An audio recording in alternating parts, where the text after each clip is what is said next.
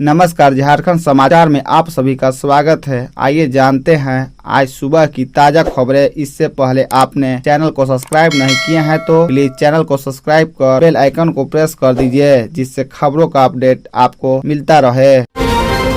मार्च में ठिठुर रहा मौसम, 2 दिन की राहत के बाद 25 से बारिश। मार्च के महीने में ऐसा मौसम लोगों को आखिरी कब देखा होगा किसी को याद नहीं। सुबह बादल की वजह से स्वेटर जैकेट पहनकर निकलने वाले लोगों को शाम के समय रेनकोट की याद आती है। मार्च के महीने में जनवरी फरवरी वाली ठंड का एहसास हो रहा है। मौसम विज्ञान की माने तो 2 दिनों की राहत के बाद 25 से फिर धनबाद में बारिश होगी। मंगलवार की सुबह बादलों भरे आसमान के साथ हुई दिन भर ठंडी हवाएं लोगों को ठंड का एहसास करा रही थी। दिन भर धूप के लिए लोग तरसते रहे। दोपहर बाद अचानक तेज हवाएं चलने लगी। शाम 6 बजे के बाद बारिश ने रफ्तार पकड़ी। ऑफिस से लौटने वाले लोग इस तेज बारिश में भीगने लगे। बारिश के बाद ठंड और बढ़ गई और लोग कपकपाते रहे। पश्चिमी विभोज की वजह से झारखंड में बारिश हो रही है। अगले कुछ दिनों में ओलावृष्टि भी देखने को मिलेगी। तेज हवाएं और वज्रपात की चेतावनी है। इस दौरान बाहर नहीं निकलने का अनुरोध किया गया है। मौसम विज्ञान केंद्र रांची के अभिषेक आनंद ने बताया कि बुधवार को आसमान में बादल छाए रहेंगे। 23 और 24 को धूप निकलेगी, लेकिन 25 से फिर बारिश की संभावना मौसम विज्ञान ने जताई है। उसके बाद तापमान में धीरे धीरे बढ़ोतरी दर्ज की जाएगी।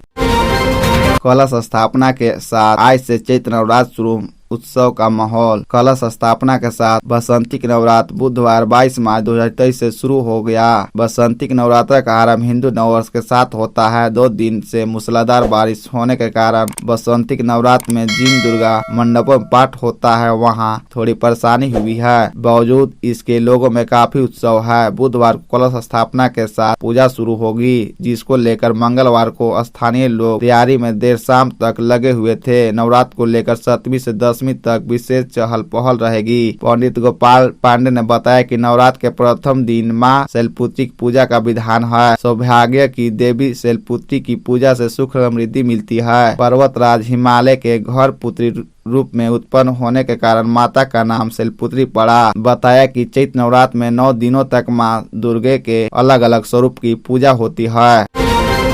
राजधानी रांची में नहीं रुक रहा हादसों का सिलसिला। अलग अलग सड़क दुर्घटनाओं में 3 की मौत, 6 लोग घायल। राजधानी में मंगलवार को हुई 3 सड़क हादसों में 2 छात्रों समेत 3 लोगों की मौत हो गई, जबकि 6 घायलों हो गए। इनमें से किसी भी बाइक सवार ने हेलमेट नहीं पहना था। पहला हादसा नामकुन थाना क्षेत्र के पोया टोली के समीप मंगलवार शाम 7:30 बजे हुआ। यहाँ अज्ञात वाहन ने बाइक सवार एक युवक और 2 युवतियों को चपेट में ले लिया। हादसे में बाइक सवार नामकुन के चाय बागान निवासी निभा कुमारी व घाघरा नीचे टोली निवासी शिवानी कच्छप की मौत हो गई। वही बाइक चला रहे छोटू कच्छप घायल हो गया। उसे रिम्स में भर्ती कराया गया। निभा शिवानी व छोटू केटीएम बाइक से तुप्पू दाना से नामकुन की ओर जा रहे थे। इसी दौरान अज्ञात वाहन ने धक्का मार दिया। 14.67 करोड़ से तपोवन मंदिर व आसपास के इलाके होंगे विकसित। सीएम हेमंत सोरेन ने रखी आधारशिला। झारखंड की राजधानी रांची के निवारनपुर स्थित ऐतिहासिक तपोवन मंदिर का स्वरूप बदलेगा। धार्मिक तीर्थ स्थल के रूप में इसकी अलग अलग पहचान बनेगी। श्रद्धालुओं के लिए यहाँ कई सुविधाएं उपलब्ध होगी। मंदिर और आसपास का क्षेत्र विकसित किया जाएगा। मुख्यमंत्री सोरेन ने मंगलवार को पूरी विधि विधान से पूजा अर्चना कर तपोवन मंदिर के आसपास के क्षेत्रों के सौंदर्यीकरण और पुनर्निर्माण कार्य की आधारशिला रखी। इस अवसर पर उन्होंने मंदिर में शीश नवाकर राज्य की उन्नति, सुख शांति एवं समृद्धि की कामना की। झारखंड के मुख्यमंत्री हेमंत सोरेन ने मंगलवार को पूरे विधि विधान से पूजा अर्चना कर तपोवन मंदिर के आसपास के क्षेत्रों के सौंदर्यीकरण और पुनर्निर्माण कार्य की आधारशिला रखी। तपोवन मंदिर के परिसर और आसपास के क्षेत्रों के सौंदर्यीकरण और पुनर्निर्माण कार्य पर 14 करोड़ 67 लाख रुपए खर्च किए जाएंगे। जुड़को द्वारा इसका एक्शन प्लान तैयार कर लिया गया है। इसके तहत कंटूर से तपोवन मंदिर तक पुल का चौड़ीकरण और हरमू नदी को कवर किया जाएगा। ओवरब्रिज से निवारनपुर जाने वाली सड़क का भी चौड़ीकरण होगा। मंदिर आने के लिए वैकल्पिक मार्ग और अप्रोच रोड भी बनाया जाएगा। मंदिर के दोनों ओर तोरण द्वार बनाएंगे।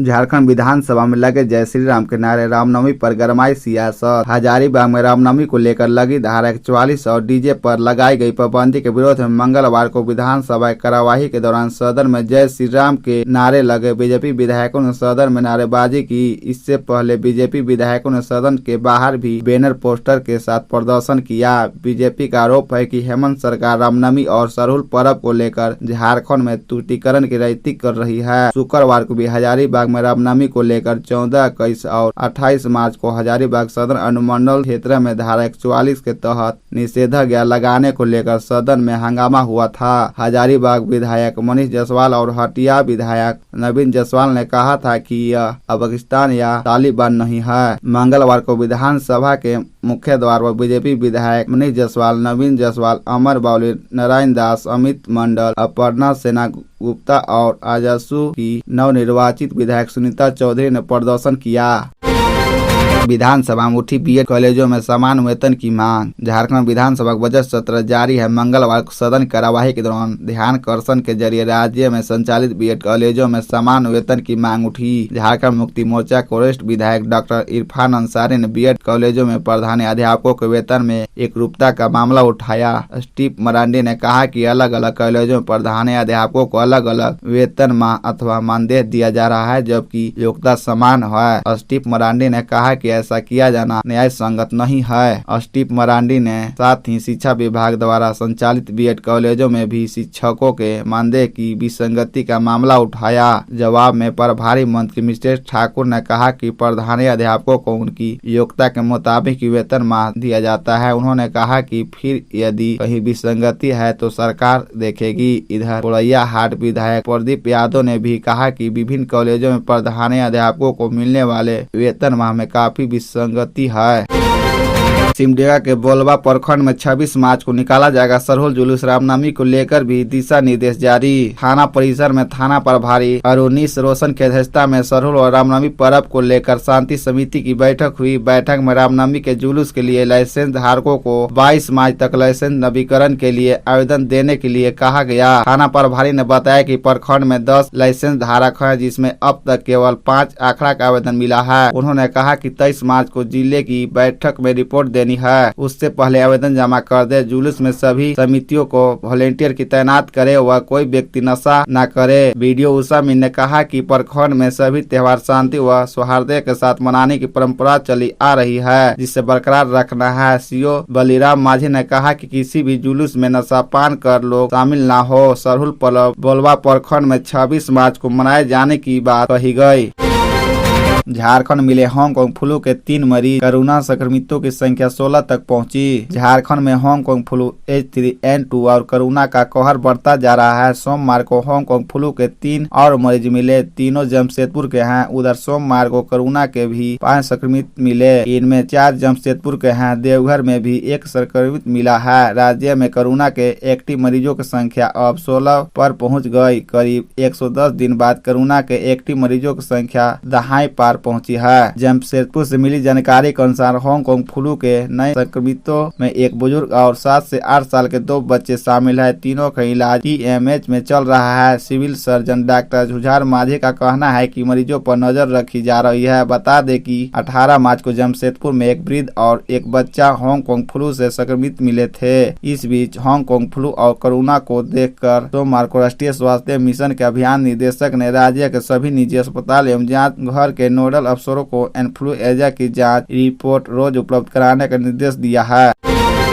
रांची की इन जगह पर 15 अप्रैल से लगेगी नाइट मार्केट। राजधानी रांची शहर के मोराहाबादी मैदान में 15 अप्रैल से नाइट मार्केट की शुरुआत होगी। यह मार्केट मैदान के उत्तरी छोर पर होटल पार्क प्राइम के समीप लगाएगा। नाइट मार्केट के शुभारंभ को लेकर नगर निगम द्वारा तैयार कर ली गई है। यहाँ की खाली जमीन पर पेवर ब्लॉक लगा दिया है। बैठने के लिए बेंच डेस्क व सेट का निर्माण कराया गया है। रात में इस जगह पर अंधेरा न हो, इसके लिए स्टैंड लाइट व गार्डन लाइट लगा दिए गए हैं। नाइट मार्केट में दुकान के आवंटन के लिए निगम द्वारा कई शर्तें रखी गई। यहाँ दुकान लगाने के लिए दुकानदार को प्रति माह 5,000 रूपए निगम को देने होंगे। दुकानें शाम 6 बजे से रात 11 बजे तक लगेगी। इसके बाद दुकानों को सामान पैक कर अपने साथ ले जाना होगा। सभी दुकानदारों को ड्रेस कोड का पालन करना होगा। उन्हें यहाँ किसी भी प्रकार की प्रतिबंधित सामग्री की बिक्री नहीं करनी होगी।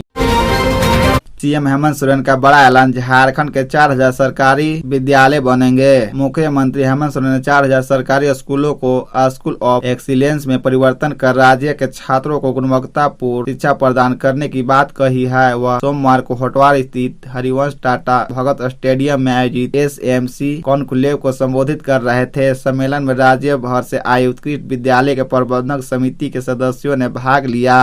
मुख्यमंत्री श्री सोरेन ने कहा कि राज्य की शैक्षणिक स्थिति देश के दूसरे राज्य के मुकाबले कमजोर जरूर है, लेकिन अब इसे व्यापक सुधार लाया जाएगा। शिक्षा की गुणवत्ता के स्तर को सुधारने के लिए सरकारी स्कूलों को क्रमवार आधुनिक शिक्षा के लिए जरूरी सुविधाओं से लैस किया जा रहा है। शैक्षणिक स्थिति को बेहतर बनाने के लिए अब हमें मिशन मोड में काम करना होगा। पीछे जो गैप रह गया है उसे खत्म करना होगा।